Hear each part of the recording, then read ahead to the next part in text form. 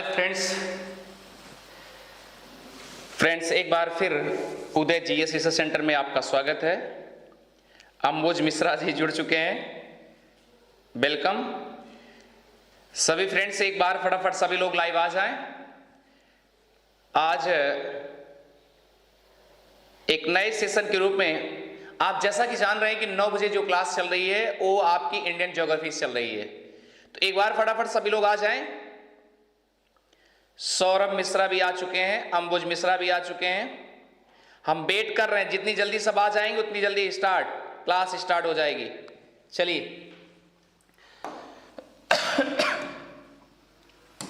देखिए भैया, है तो छोटा टॉपिक्स पर इंपॉर्टेंट टॉपिक्स है।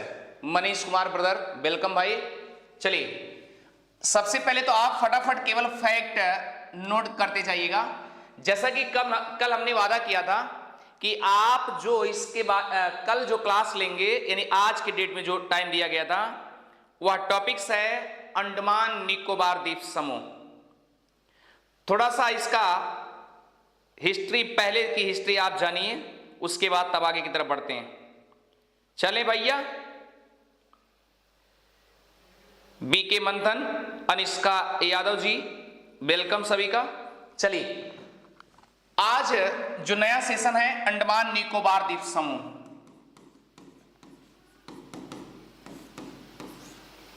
अंडमान निकोबार द्वीप समूह।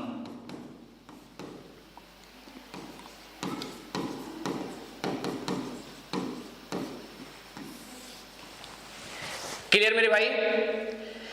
ये चीज तो आपको पता है कि ये अंडमान निकोबार द्वीप समूह भारत के बंगाल की खाड़ी में स्थित है। लिखेंगे यह बंगाल, यह द्वीप समूह, अभी समझेंगे अच्छे से। यह द्वीप समूह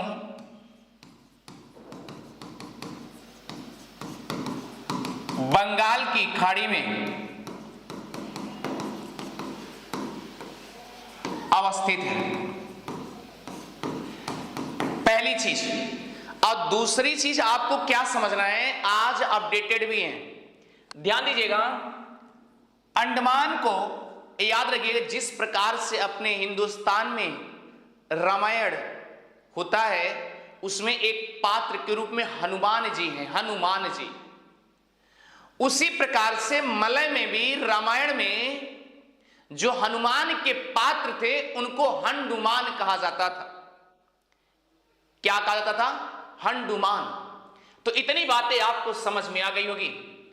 अब आप ये भी जानिए कि अंडमान निकोबार द्वीप समूह को मरकत द्वीप भी कहा जाता है। नोट करिए, अंडमान निकोबार द्वीप समूह, निकोबार द्वीप समूह को क्या कहा जाता है? मरकत द्वीप समूह कहा जाता है। यहां तक सबको समझ में आ गया? क्या कहा जाता है? मरकत द्वीप समूह कहा जाता है। एक दूसरा नाम है जिसे एमराल्ड आइलैंड या एमराल्ड द्वीप के रूप से जानते हैं, लिखते जाइएगा, इसे एमराल्ड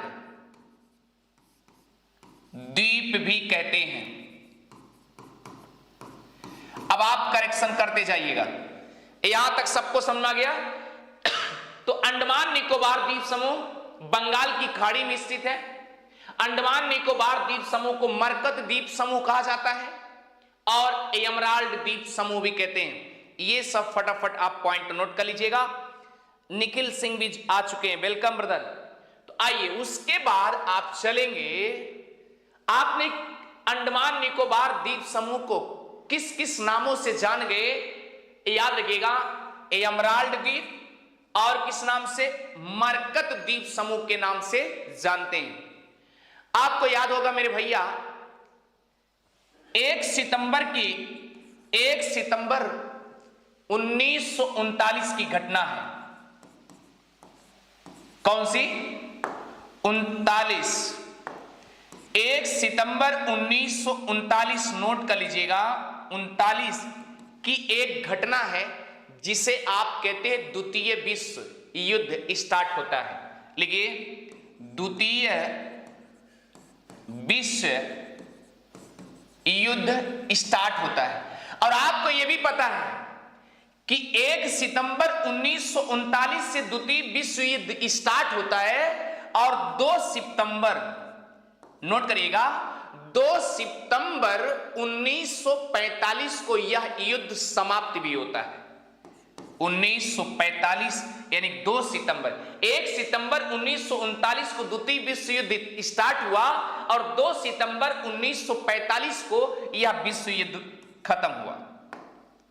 1945 को द्वितीय विश्व युद्ध समाप्त। इतनी बातें आपको समझ में आ रही है।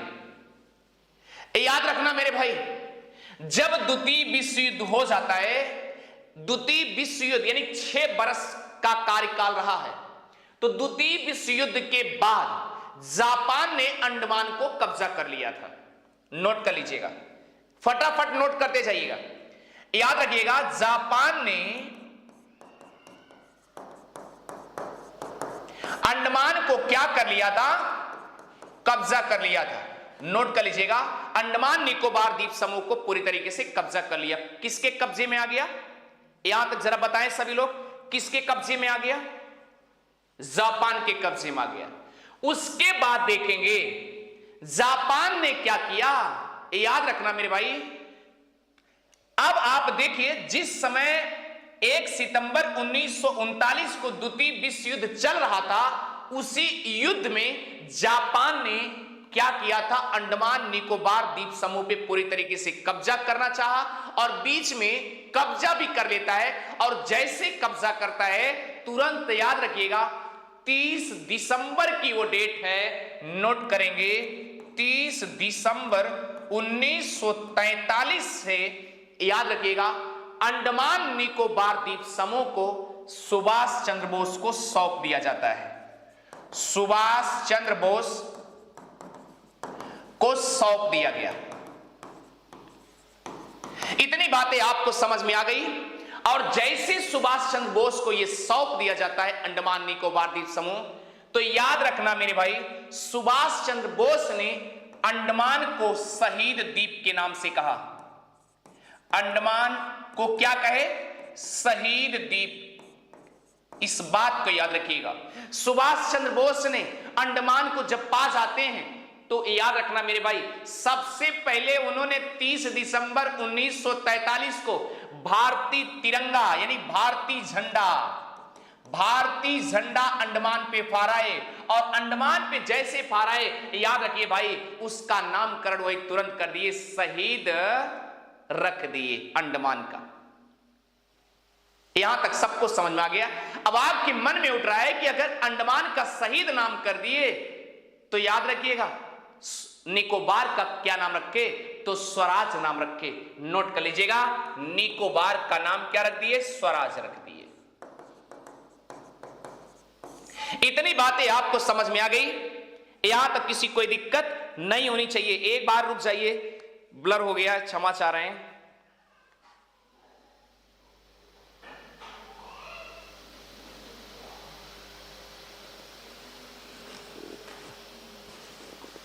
चले, यहां तक किसी कोई दिक्कत नहीं होनी चाहिए। कोई बात नहीं, मनीष भाई हम रुके हैं।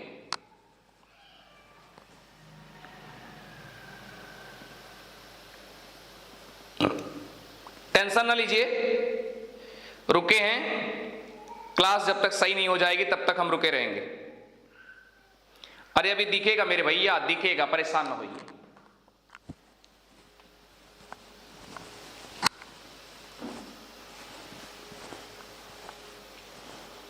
साफ हो गया? साफ हो गया ना? चलिए, यस सर, क्लियर, ठीक, कोई बात नहीं। अब देखिए, हमने कहा कि 30, देखिए एक पॉइंट प्लस पॉइंट आप जानते रहिएगा। 1 सितंबर 1939 को द्वितीय विश्व युद्ध स्टार्ट होता है और 6 वर्ष तक चलता है युद्ध। 2 सितंबर 1945 को द्वितीय विश्व युद्ध समाप्त होता है, यानी 6 वर्ष नेट, एकदम एग्जैक्टली टाइम। और आप देखिए, इसी बीच द्वितीय विश्व युद्ध में जापान ने अंडमान निकोबार द्वीप समूह को कब्जा कर लिया। और जब कब्जा कर लिए, तो याद रखिएगा 30 दिसंबर 1943 को सुभाष चंद्र बोस को जापान ने सौंप दिया। और जब जापान ने अंडमान निकोबार द्वीप समूह को सुभाष चंद्र बोस के हाथों में सौंप दिए, उसी समय सुभाष चंद्र बोस जी अंडमान पर भारतीय तिरंगा यानी 30 दिसंबर 1943 को भारतीय तिरंगा, भारतीय झंडा सर्वप्रथम उन्होंने फहराया।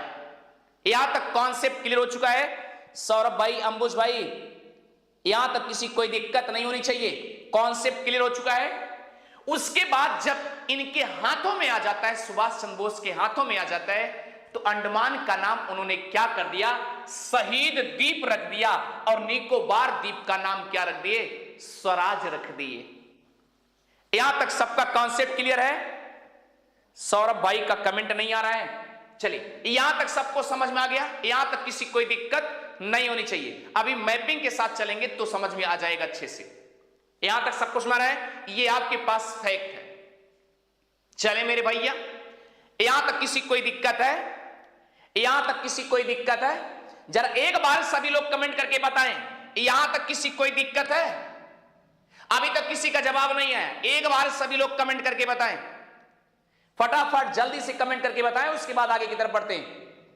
अभी तक किसी का जवाब नहीं आया, क्लियर है? चलिए कॉन्सेप्ट उठाइए फटाफट, अपडेटेड क्वेश्चन है जो, क्लियर है? अब चलिए इसे मिटाते हैं, एक बार आप मैप बनाएंगे इंडिया का। जैसा कि आप जान रहे हैं, ये इधर पश्चिम साइड हम बना रहे हैं, और आपको जो दर्शाना है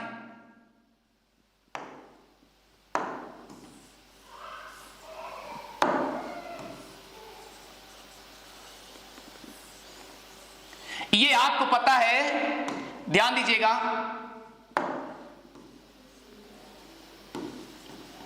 ये कुछ इस तरीके से आकृति है, आपने देखा होगा मेरे भाई। अब ध्यान दीजिएगा, ये आपका स्ट्रक्चर भारत का है, ये आपका भारत है, और आप ये भी जानते हैं यहां से लेकर के यहां तक क्या है, ये हिमालय श्रेणियां इस तरीके से बिखरी हुई है ऐसे। अब आप समझिए, जैसे जैसे ये हिमालय आया हुआ है, आप भारत में कहते हैं इसे आप हिमालय कहते हैं, जिसे आप हिमालय भारत में कहते हैं उसे याद रखना म्यांमार में क्या कहा जाता है, अराकान योमा कहा जाता है। इसका नाम लिख लीजिएगा, म्यांमार में इसे क्या कहा जाता है, अराकान योमा। क्या कहते हैं, अराकान योमा कहा जाता है, या आप इसका और दूसरा नाम कर लीजिएगा, रखाइन पर्वत श्रेणियां। रखाइन, नोट करिएगा, रखाइन पर्वत श्रेणियां, इसका नामकरण कर लीजिएगा मेरे भाई। यहां तक सबको समझ में अच्छे से आ गया होगा।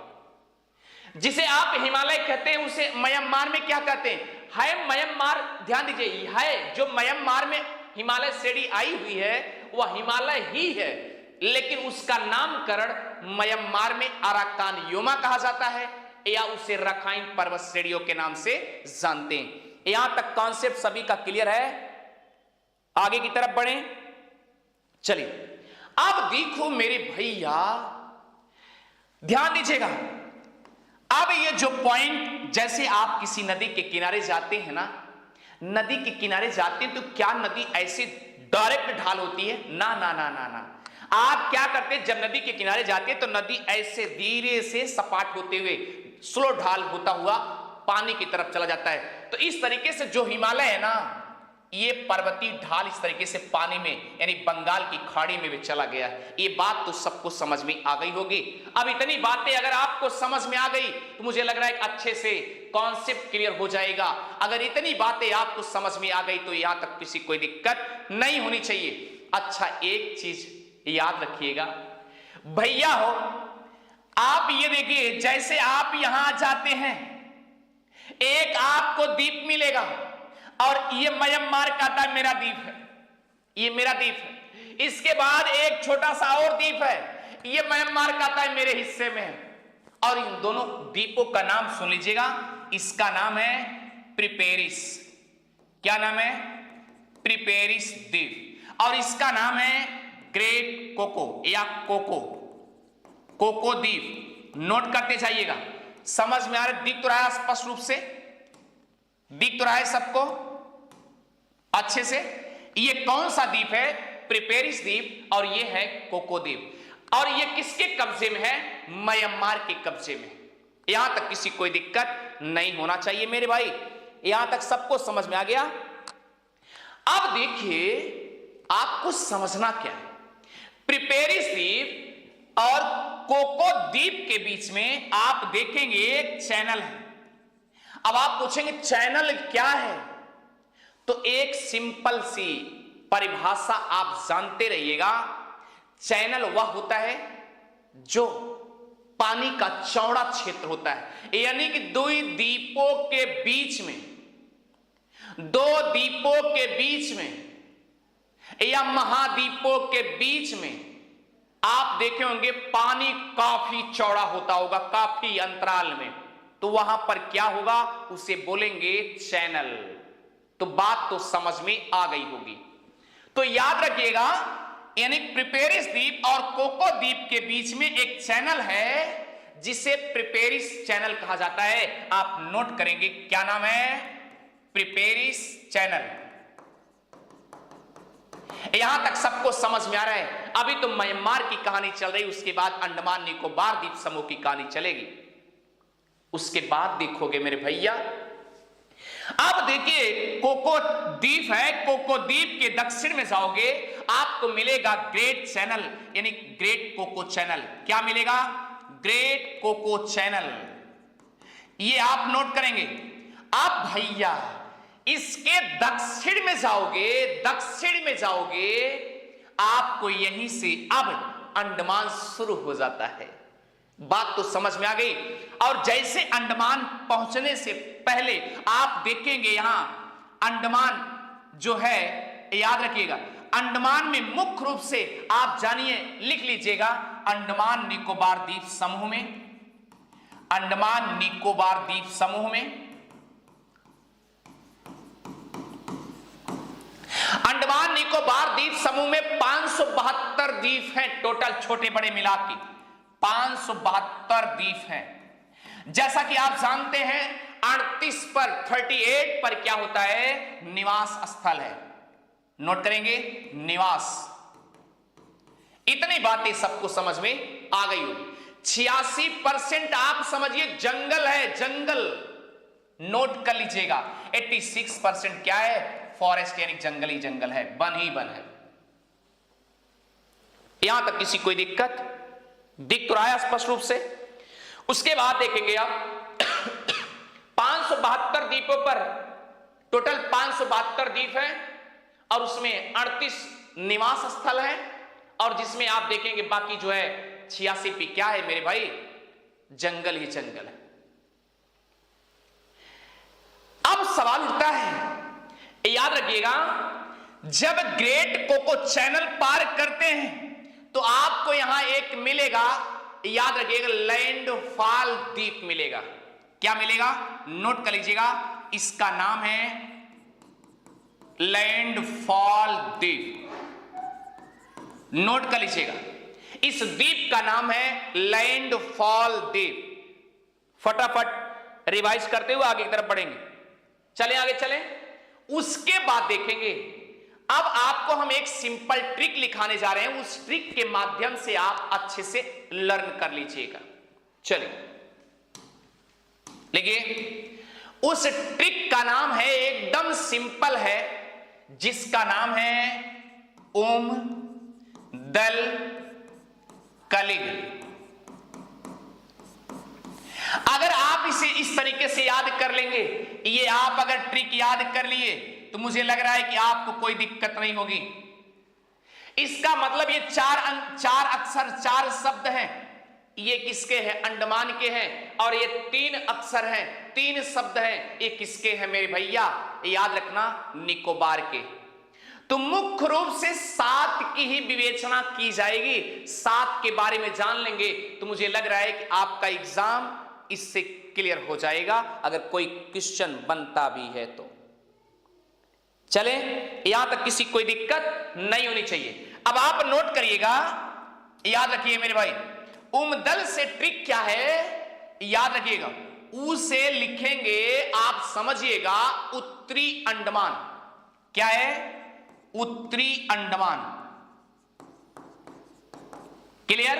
और जैसा कि आगे लिखा है मध्य, तो इसे मध्य अंडमान बोलते हैं। मध्य अंडमान, इसे याद रखिए मेरे भाई।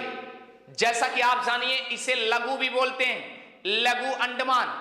इसके बाद द लिखा है तो इसका मतलब क्या हो जाएगा? दक्षिणी अंडमान। बात तो समझ में आ रही है? और यहां पर लिखा है लिटिल, लिखा है लिटिल, यानी ला से लिटिल, तो लिख लीजिएगा लिटिल अंडमान। और सुभाष चंद्र बोस ने इसका नाम क्या करते? याद रखिए, सबको मिला करके इसको अंडमान कहा गया था, बस इतना ध्यान दीजिएगा। यानी उत्तरी अंडमान, मध्य अंडमान, उसके बाद दक्षिणी अंडमान और लिटिल अंडमान, इन चारों को मिला करके अंडमान कहा गया था। स्पष्ट तो दिख रहा है ना मेरे भाई? यहां तक किसी कोई दिक्कत नहीं होनी चाहिए। आगे बढ़े, चलिए जरा एक बार कमेंट करके बताएं, समझ में आ रहा, दिख तो रहा है सबको स्पष्ट रूप से?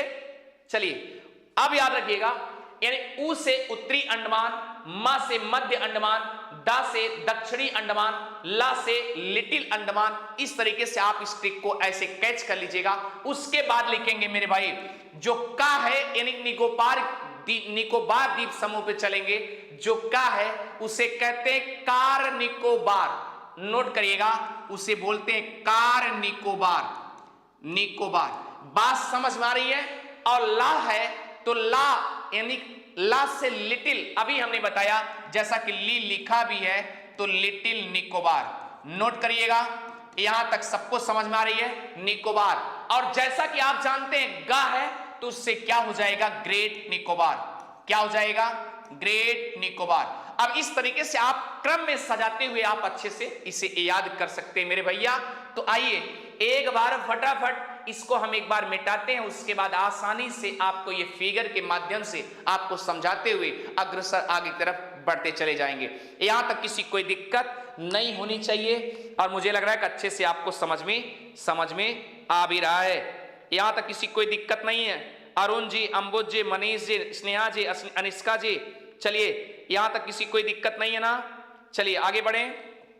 चलिए मेरे भाई, आप देखिए इसे हम एक बार मिटाते हैं, उसके बाद अच्छे से उसी ट्रिक के माध्यम से आपको समझाते हुए चलेंगे। आप इतना जानते रहिएगा, जो उमदल पढ़ाया जा रहा है, जो बताया जा रहा है, ये बंगाल की खाड़ी में है। क्लियर हो गया? बंगाल की खाड़ी में है। और ये भी जानते रहिएगा कि जो हिमालय का ही विस्तार के रूप में है। इस तरीके से आप देखेंगे हिमालय, इस तरीके से हिमालय जैसे जैसे विस्तार हुआ है उसी तरीके से यहां बनते चले गए। ये भी समझ में आ रहा है? और हिमालय का जो विस्तार है वह उसे म्यांमार में याराकान योमा या आप रखाइन पर्वत श्रेणियों के नाम से जानते हैं। ये सब आपने देख लिया है, अच्छे से पढ़ भी लिया है, यहां तक किसी कोई दिक्कत भी नहीं है। तो आइए मिटाते हैं, फिर इसके बाद आगे की तरफ बढ़ते जाते हैं। अब आप यहां लिखेंगे एक ट्रिक, आपने लिखा क्या? एक ट्रिक लिखा आपने उमदल कली। इसको सजाइए जरा, इसको सजाएंगे आप तो मेरे भैया दो ऐसे द्वीप बनाएंगे। ये क्या हो जाएगा? प्रिपेरिस द्वीप, और ये द्वीप हो जाएगा कोको द्वीप। क्लियर? इतनी बातें सबको समझ में आ रही है? आपका हिमालय इस तरीके से गुजर रहा है, जैसे कि आपने देखा म्यांमार के हिस्से में।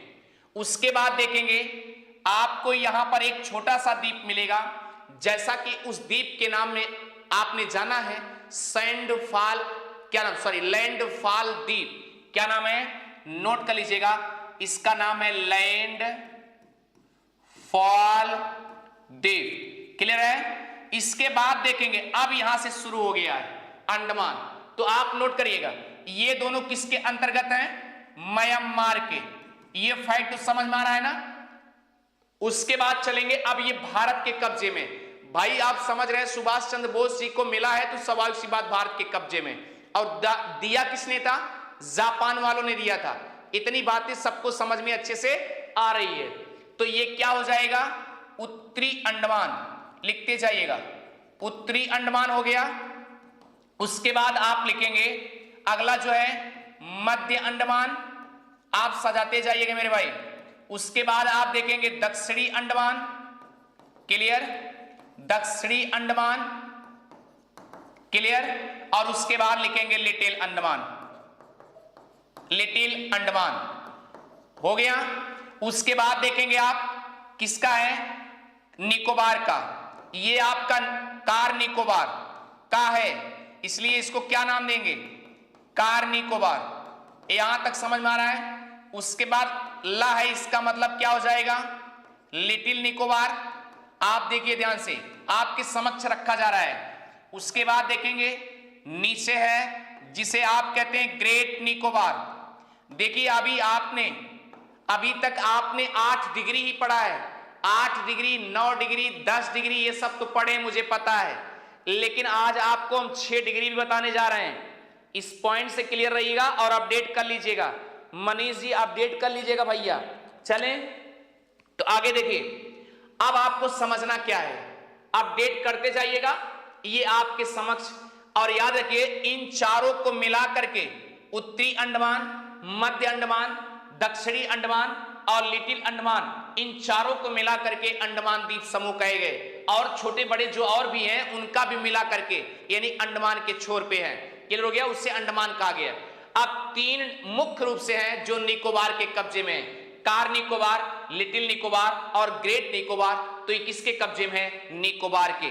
यहां तक सबको समझ में अच्छे से आ गया है। तो चलिए आगे की तरफ बढ़ते चले हैं। आप देखिए मेरे भाई, अभी हमने कहा, अब थोड़ा सा ध्यान दीजिए, कलर चेंज कर रहे हैं और अच्छे से आप समझते चले, जिससे देखिए अब आप देखिए जैसा कि आपने देखा प्रिपेरिस द्वीप और कोको द्वीप, इन दोनों के बीच में हमने कहा एक चैनल है।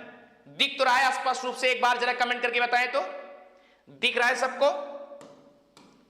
चलिए आप देखिए प्रिपेरिस द्वीप और कोको द्वीप के बीच में एक चैनल है जिसका नाम है, नोट करिएगा, याद रखिएगा, प्रिपेरिस चैनल। यहां तक सबको समझ में आ गया कौन सा चैनल है, प्रिपेरिस चैनल है। यहां तक किसी कोई दिक्कत नहीं होनी चाहिए। अच्छा ठीक है, अब आइए कोको द्वीप और उत्तरी अंडमान के बीच में एक चैनल है, नोट कर लीजिएगा, इसका नाम है great coco channel, great coco channel. यहां तक सबको समझ में आ रहा है मेरे भाई। यहां तक आप अपडेट करते हुए आगे की तरफ बढ़े चले। यानी प्रिपेरिस चैनल किसके किसके बीच में है, तो प्रिपेरिस द्वीप और कोको द्वीप के बीच में है। अच्छा ठीक है, अब आपसे पूछा जाएगा कि ग्रेट कोको चैनल किसके किसके बीच है, तो आप स्टार बना के आप फटाफट लिखते जाइए। चलिए स्टार बनाइए फटाफट, सभी लोग स्टार बनाएंगे। अगर आपसे पूछा गया कि ग्रेट कोको चैनल किन द्वीपों के बीच में अवस्थित है, किन द्वीपों के बीच में, तो याद रखना पहला नाम किसका लेंगे, कोको द्वीप, किसका नाम, कोको द्वीप, और उसके बाद किसका नाम लेंगे, प्लस उत्तरी अंडमान। यहां तक किसी कोई दिक्कत नहीं होनी चाहिए। यहां तक सबको समझ में आ रहा है ना। अच्छा ठीक है, एक इशारा हम आपको दे रहे हैं। अब आप सोचिए उत्तरी अंडमान से पहले एक छोटा सा लैंडफॉल द्वीप भी है, तो याद रखिएगा इसका मतलब कोको द्वीप और प्लस लैंडफॉल द्वीप, इसके बीच में भी ग्रेट कोको चैनल है। ये भी फैक्ट हो गया। अच्छा ठीक है भैया, अगला फैक्ट क्या होगा। अब आप सोचिए प्रिपेरिस द्वीप और कोको द्वीप किसके कब्जे में है, म्यांमार के कब्जे में है। तो इसका मतलब क्या हो जाएगा, म्यांमार प्लस, अब देखिए अंडमान तो भारत के कब्जे में है, तो भारत यानी म्यांमार और भारत के बीच में है। ये भी फैक्ट आपका हो गया। यहां तक किसी कोई दिक्कत नहीं होनी चाहिए। यहां तक कॉन्सेप्ट क्लियर हो गया। यानी ग्रेट कोको चैनल किन द्वीपों के बीच में और किन देशों के बीच में और किन पर्वतों के बीच में, तो ये भी याद रखिएगा। अब किन पर्वतों के बीच में, जरा आप कौन बताएंगे किन पर्वतों के बीच में, एक बार फटाफट सभी लोग कमेंट करके बता दें तुरंत। यानी कि अगर आपसे यहीं पर पूछ लिया जाए कि याद रखिएगा कि ग्रेट कोको चैनल किन 2 पर्वतों के बीच में, फटाफट बताएं भैया हो। इधर देखिए, जैसा कि अब ये ध्यान दीजिएगा, ये रखाइन श्रेणी है या अराकानियोमा है, तो अराकान योमा इधर हो गया, सेडी इधर हो गई, यानी म्यांमार के कब्जे में। और आप देखेंगे उत्तरी अंडमान में जो अंडमान की सर्वोच्च चोटी है जिसका नाम है सैडल पीक। क्या नाम है? Saddle peak. तो वहां भी तो एक विभाजन का कार्य कर रही है। तो ये भी कॉन्सेप्ट क्लियर कर लीजिएगा, यहां तक किसी कोई दिक्कत नहीं है। चले मेरे भैया, अनिष्का जी, अंबोज जी, मनीष जी, सौरभ भाई, समझ में आ रहा है ना? कॉन्सेप्ट क्लियर हो चुका है, यहां तक किसी कोई दिक्कत नहीं होनी चाहिए। अब चलते हैं मेरे भाई, जैसा कि आप जानते हैं इधर तो आपने लैंडफॉल द्वीप को देख लिया, आप इधर देखोगे यहां भी एक छोटा सा द्वीप है जिसे बोलते हैं नारकोंडम द्वीप। नारकोंडम द्वीप लिख दे रहा हूं, नारकोंडम द्वीप। अब भैया इसकी चर्चा क्यों कर रहे हैं जरा ध्यान दीजिएगा। तो नारकोंडम द्वीप ऐसा है, याद रखना मेरे भैया, यहां पर ज्वालामुखी आता है लेकिन बहुत अंतराल के बाद। तो अब आप समझ रहे हैं ना, यानी कि जो निष्क्रिय ज्वाला एक बार आने के बाद एकदम मौन बैठा रहे, फिर अचानक कभी जिंदगी में एक बार जागृत हो जाए, तो समझ रहे हैं ऐसे ज्वालामुखी को क्या कहा जाता है? सुसुप्त ज्वालामुखी। तो लिख लीजिए, नारकोंडम द्वीप सुसुप्त ज्वालामुखी से ग्रसित है भाई, सुसुप्त ज्वालामुखी। तो याद रखिएगा मेरे भाई, यानी इतना पॉइंट आपको समझ में अच्छे से आ गया होगा। क्लियर हो गया? Concept clear? तो नारकोंडम द्वीप यानी सुसुप्त ज्वालामुखी द्वीप के नाम से जाना भी जाता है, इस पॉइंट को याद रखिएगा, यानी निष्क्रिय हो जाता है। उसके बाद देखोगे भैया उत्तरी अंडमान और मध्य अंडमान के बीच में देखोगे यहां ढेर सारे छोटे छोटे ऐसे द्वीप मिलेंगे। अभी तो हमने बताया ना कि अंडमान निकोबार द्वीप समूह पे 572 द्वीप हैं छोटे बड़े मिला के, लेकिन हमको मेन पढ़ना है। बात तो ये समझ रहे हैं ना? तो उत्तरी अंडमान और मध्य अंडमान के बीच में आप इतना जानिए काफी ज्यादा गैपिंग है, और गैपिंग के साथ साथ छोटे छोटे छिटपुट में कहीं इस तरीके से द्वीप हैं। और इन्हीं द्वीप में एक बड़ा सा द्वीप है, यहीं पर आप देखेंगे, जिसका नाम है बैरन द्वीप। बैरन द्वीप। अब ध्यान देना मेरे भैया, आपने नारकोंडम द्वीप को पढ़ा कि सुसुप्त ज्वालामुखी आता भैया, ये तो क्लियर हो चुका है। तो बैरन द्वीप पे यहां लिख लीजिए सक्रिय ज्वालामुखी है, यानी लगातार सक्रिय रहता, हरदम सक्रिय ज्वालामुखी द्वीप। तो लिख लीजिएगा बैरन द्वीप। तो बात तो सबको समझ में आ गई, तो यहां लिख लीजिएगा सक्रिय।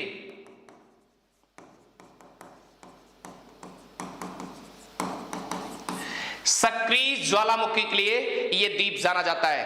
तो ये कॉन्सेप्ट क्लियर हो गया, यहां तक किसी कोई दिक्कत तो नहीं है?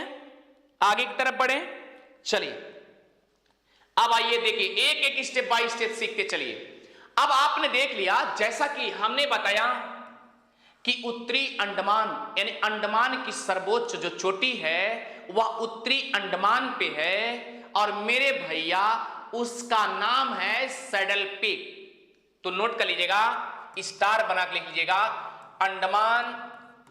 अंडमान की सर्वोच्च चोटी। तो आपसे ध्यान दीजिएगा, उसका नाम है सैडल पीक। अब कहां स्थित है? याद रखिएगा, अंडमान पे तो है लेकिन उत्तरी अंडमान पे है। ये भी क्लियर हो गया आपका कॉन्सेप्ट। चलें, सौरभ भाई करें नारकोंडम द्वीप, हाँ नारकोंडम द्वीप, बहुत बढ़िया। चले आगे चलें, यहां तक किसी कोई दिक्कत नहीं है ना? चले आगे चले भैया। अब आप ये देखिए, अभी आपने देखा कि अंडमान की सर्वोच्च चोटी कौन सी है? Saddle peak. और सैडल पीक कहां पे है? वह उत्तरी अंडमान पे है। इसके बीच में हमने कहा इन दोनों के बीच में काफी ज्यादा गैपिंग है, और गैपिंग के साथ साथ आप देखेंगे एक थोड़ा सा बड़ा सा द्वीप है जहां पर सक्रिय ज्वालामुखी के लिए जाना जाता है, और उसका नाम है बैरन द्वीप। क्लियर हो गया? उसके बाद आएंगे मध्य अंडमान और दक्षिणी अंडमान। तो इसे जरा सा हमें इसको हटाना चाह रहे हैं यहां से, किसके किसके बीच चलने जा रहे हैं? मध्य अंडमान और दक्षिणी अंडमान।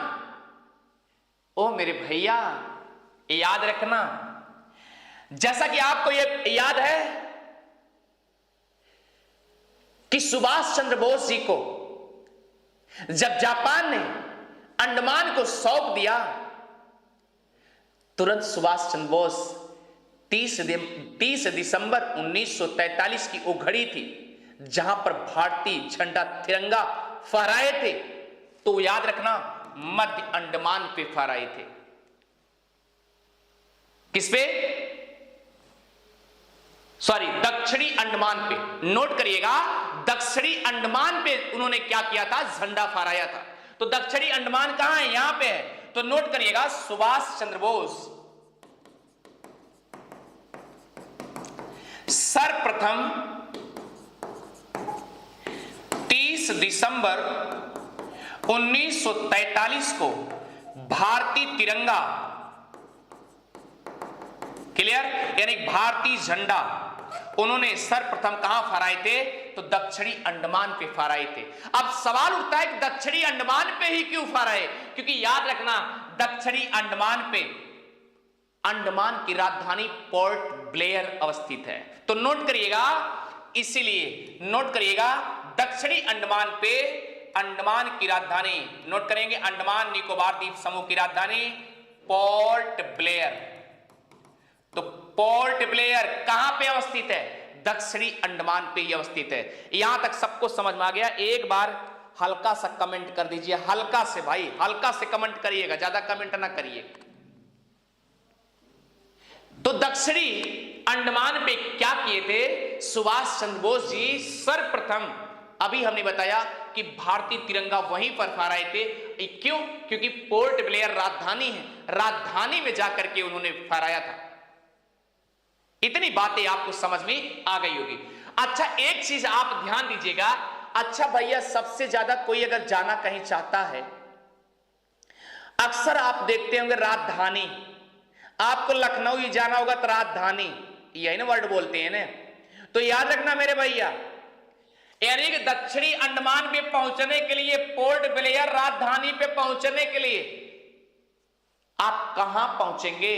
एक छोटा सा द्वीप है जिसका नाम है वाइपर द्वीप। एक छोटा सा द्वीप है जिसका नाम है वाइपर द्वीप। और इसी वाइपर द्वीप पर, याद रखिएगा, वाइपर द्वीप पे सबसे पहले वाइपर द्वीप पे पहुंचेंगे, तब आप जाकर के कहां जाएंगे? पोर्ट ब्लेयर राजधानी पर। याद रखिएगा, पोर्ट ब्लेयर राजधानी, इसका मतलब दक्षिणी अंडमान पहुंच गए। और दक्षिणी अंडमान आप पहुंच गए, इसका मतलब पोर्ट ब्लेयर वाइपर द्वीप से होकर के जाया जाता है। यहां तक सबको समझ में आ गया? अभी तक किसी का जवाब नहीं आया? आपने कसम खाए भाई जवाब नहीं देंगे। अभी तक किसी का जवाब नहीं आया?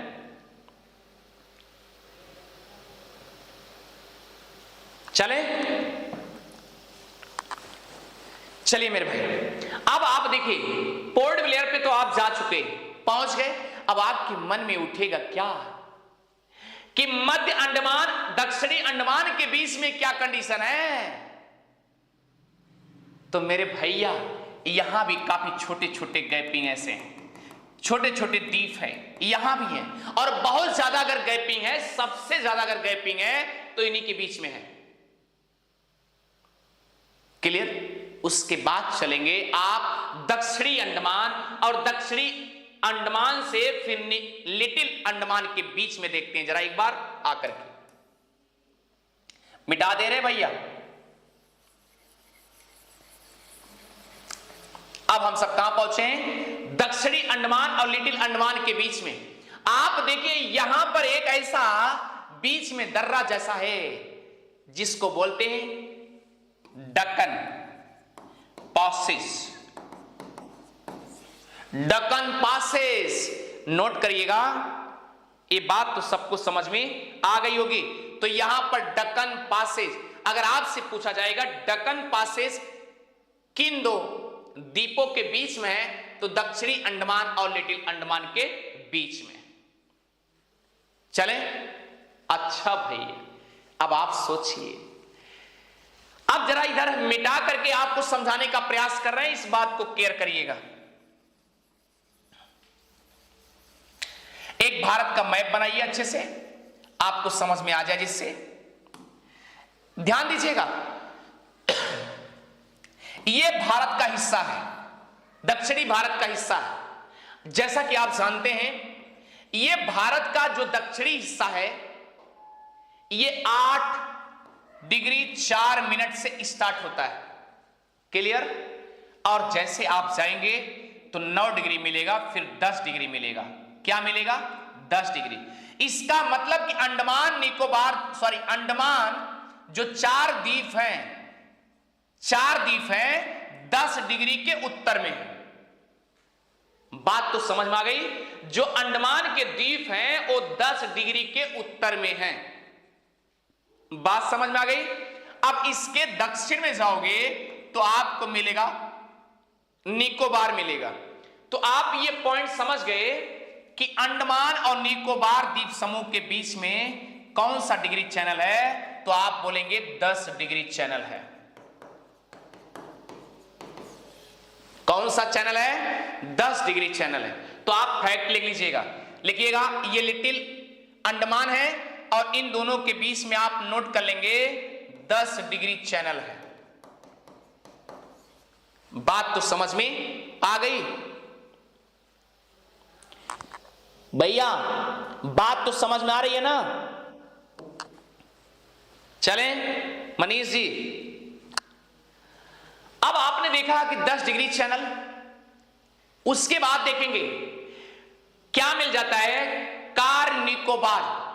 अच्छा एक चीज और अपना दिमाग लगाइएगा, एक जानवर और डीपली जाना चाहें, सुभाष चंद्र बोस अंडमान को शहीद द्वीप समूह के नाम से बोले थे और निकोबार द्वीप समूह को स्वराज द्वीप के नाम से कहे थे।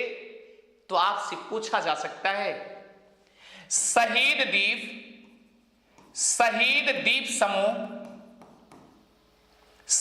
द्वीप समूह और स्वराज द्वीप समूह के बीच कितने डिग्री का चैनल है? तो प्यारे भैया, मेरे भैया, 10 डिग्री का चैनल बताएंगे। इतनी बात तो सबको समझ में आ गई। क्लियर? यानी शहीद जो समूह द्वीप समूह है, शहीद द्वीप समूह है और स्वराज द्वीप समूह है, उनके बीच में 10 डिग्री चैनल है। क्लियर हो गया कॉन्सेप्ट? यहां तक सबको समझ में आ गया होगा। एक क्वेश्चन तो यह बन गया कि अंडमान और निकोबार द्वीप समूह के बीच में 10 डिग्री चैनल है, और एक क्वेश्चन आपका यह बन गया, लिटिल अंडमान और कार निकोबार द्वीप समूह के बीच में क्या है? लिटिल अंडमान और कार निकोबार, इन दोनों के बीच में 10 डिग्री चैनल है। यह भी क्वेश्चन बन गया आपका। क्लियर? यहां तक किसी कोई दिक्कत नहीं होनी चाहिए। उसके बाद देखेंगे कार निकोबार और लिटिल निकोबार के बीच में आप जब जाएंगे तो यहां पर याद रखिएगा क्या है, काफी ज्यादा गैपिंग है, काफी ज्यादा गैपिंग है। लेकिन काफी ज्यादा गैपिंग होने के कारण यहां भी एक चैनल है, क्योंकि पानी संकीर्ण नहीं है बल्कि काफी ज्यादा फैला हुआ है, और इसलिए इस चैनल का नाम है सोमबरेरो चैनल। क्या नाम है? सोमबरेरो चैनल। अब आपके मन में उठेगा कि सोमबरेरो चैनल किसके किसके बीच में है? तो आप बताइए कि कार निकोबार और लिटिल निकोबार के बीच में क्या है? सोमबरेरो चैनल है। यहां तक किसी कोई दिक्कत नहीं होनी चाहिए। है किसी को दिक्कत? एक बार फटाफट सभी लोग कमेंट करके बताएं, दिक्कत है तो क्या है, अगर नहीं है तो क्यों नहीं है। चलिए, तो कार निकोबार और लिटिल निकोबार के बीच में एक चैनल है और काफी चौड़ा चैनल है जिसका नाम है सोमबरेरो चैनल। क्लियर हो गया मेरे भैया? उसके बाद देखोगे लिटिल और निकोबार के बीच में यहां भी चैनल है, यहां भी चैनल है, और जिसका नाम है सेंट जॉर्ज चैनल। क्या नाम है? Saint George channel. क्लियर? तो अगर आपसे पूछा जाएगा सेंट जॉर्ज चैनल किसके बीच में है, तो लिटिल निकोबार और ग्रेट निकोबार के बीच में है। यहां तक सबको समझ में अच्छे से। ग्रेट निकोबार द्वीप समूह है आपका, क्या है? ग्रेट निकोबार द्वीप समूह। क्लियर? यहां तक तो भारत का कब्जा रहा है। क्लियर? अब यहां पर इंडोनेशिया आ गया। इंडोनेशिया के हिस्से में जो सुमात्रा है, इतनी बातें समा गई। इन दोनों के बीच में एक चैनल है जिसका नाम है ग्रेट चैनल। यहां तक बातें सबको समा गई, यहां तक सब कुछ समा गया। अब देखिए, सुमात्रा द्वीप पर एक द्वीप है जिसका नाम है, एक द्वीप है उससे सटा हुआ है, ध्यान दीजिएगा, यहां लिखेंगे सुमात्रा द्वीप।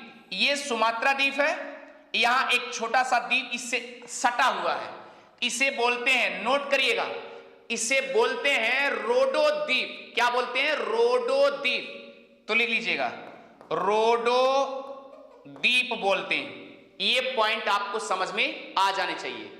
तो याद रखिए, रोडो द्वीप कहां का है? इंडोनेशिया का। इंडोनेशिया का। इंडोनेशिया में कहां पे है? सुमात्रा, सुमात्रा द्वीप के पास में है। अब देखिए, ग्रेट निकोबार और रोडो द्वीप के बीच में ग्रेट चैनल है, और यह भी जानते रहिए आप, रोडो द्वीप, पॉइंट ध्यान दीजिएगा, रोडो द्वीप और ग्रेट निकोबार के बीच में आप एक पॉइंट, एक चैनल और नोट करेंगे, जैसा कि आप जानते हैं 6 डिग्री चैनल। 6 डिग्री चैनल, इसे भी आप नोट कर लीजिएगा। समझ में आ गया? हाँ इसका जी माफी चाह रहे हैं, मुख से निकल गया है, बस खाली इतना ध्यान दीजिएगा, उनकी मृत्यु 1991 हो गई थी। बस इतना ध्यान दीजिएगा कि नामकरण पहले हो चुका था। लिख लीजिएगा, ध्यान दीजिएगा कि ये जो आप देखेंगे इंदिरा पॉइंट, क्लियर कर लीजिए, इंदिरा पॉइंट जो है 2004 में डुबकी लगाया था। क्लियर हो गया? डुबकी लगाया था। इसके पहले ही राजीव गांधी जा चुके थे, बस इतना कंफर्म कर लीजिए, राजीव गांधी जा चुके थे। और राजीव गांधी जब ये कहां पर गए, इंदिरा पॉइंट, भारत के दक्षिणतम बिंदु पर गए, वहां पे गए, और जाने के बाद याद रखिएगा, ग्रेट निकोबार पर इंदिरा पॉइंट, जो पहले इसका नाम था पिग्मेलियन पॉइंट, ध्यान दीजिएगा, पिग्मेलियन पॉइंट और पार्सन पॉइंट था, पार्सन पॉइंट था, यहां पे ये गए। उसके बाद इस भारत के दक्षिणतम बिंदु का नाम उन्होंने इंदिरा पॉइंट अपने माजी के नाम पे रख दिए। बात तो समझ में आ गई? उसके बाद 2004 में ये डुबकी लगाया, डूब गया था। बस इतना ध्यान दीजिएगा, मुख से थोड़ा सा निकल गया है कि मतलब उसके बाद गए, बस आप इतना ध्यान दीजिएगा, ये कॉन्सेप्ट क्लियर कर लीजिएगा। सालू जी जुड़ चुके हैं, Salu ji good evening, sorry good night. अब समझ में आया स्नेहा जी? कॉन्सेप्ट क्लियर हो गया? मुख से थोड़ा सा निकल गया भाई, देखिए ध्यान दीजिएगा। अब आप इतना ध्यान दिए कि राजीव गांधी वहां पर दौरा करने के लिए गए थे, भारत के दक्षिणतम बिंदु देखने, ग्रेट निकोबार पे द्वीप गए थे, और वहां पर जब गए तो बस ये हुआ कि ऐसा है, जो पिग्मेलियन पॉइंट है और जो पार्सन पॉइंट है, हम ऐसा करते हैं, इसका नाम बदल देते हैं। उन्होंने नाम बदल करके इंदिरा पॉइंट रख दिए, बस इतना ध्यान दीजिएगा। उसके बाद आप देखेंगे, जैसा कि हमारे मुख से निकल गया कि उसके बाद गए थे, तो क्षमा चाह रहे हैं, तो याद रखिए 2004 में ये इंदिरा पॉइंट डूब गया था। बस इस तरीके से आप उसको समझिए। मैटर सॉल्व हो गया? चलिए, यहां तक किसी कोई दिक्कत नहीं होनी चाहिए। अब अभी हमने बताया कि देखिए ध्यान से, अब आपसे पूछा जाएगा कि 6 डिग्री चैनल जो है, 6 डिग्री जो चैनल है वह यानी किन दो देशों के बीच में है? तो भारत और इंडोनेशिया। भारत और इंडोनेशिया के बीच में 6 डिग्री। और अगला क्या होगा कि 6 डिग्री चैनल जो है याद रखिएगा ग्रेट निकोबार और रोडो द्वीप के बीच में है। तो यहां भी और अगला पॉइंट नोट करेंगे 6 डिग्री। चलिए देखिए 6 डिग्री चैनल नोट करिएगा ग्रेट निकोबार द्वीप और याद रखिएगा रोडो द्वीप के बीच में बसा हुआ है। यहां तक बातें सबको समझ में आ गई होगी। क्लियर? ये कॉन्सेप्ट क्लियर हो गया। तो इस प्रकार से आपने क्या देखा कि अंडमान निकोबार द्वीप समूह जैसा कि जिसे एमराल्ड द्वीप समूह कहा जाता है और मरकत द्वीप समूह भी कहा जाता है। तो आपको अच्छे से ये पॉइंट समझ में आ गए होंगे। और जब सुभाष चंद्र बोस जी को यह द्वीप मिला था तो अंडमान को शहीद द्वीप समूह कहते और निकोबार द्वीप को क्या कहते, स्वराज द्वीप के नाम से उन्होंने कहा था। यहां तक सबको समझ में अच्छे से आ गया होगा।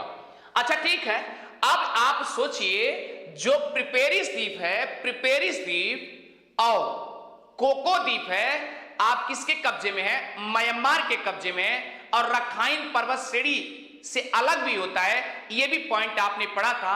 अगर आपसे पूछ लिया जाए एक बार जरा कमेंट करके बताएंगे कि रखाइन पर्वत की सबसे ऊंची शिखर कौन सी है, सर्वोच्च चोटी कौन सी है, तो उसे आप नोट भी करना चाहें तो नोट कर लीजिएगा, जिसका नाम है विक्टोरिया।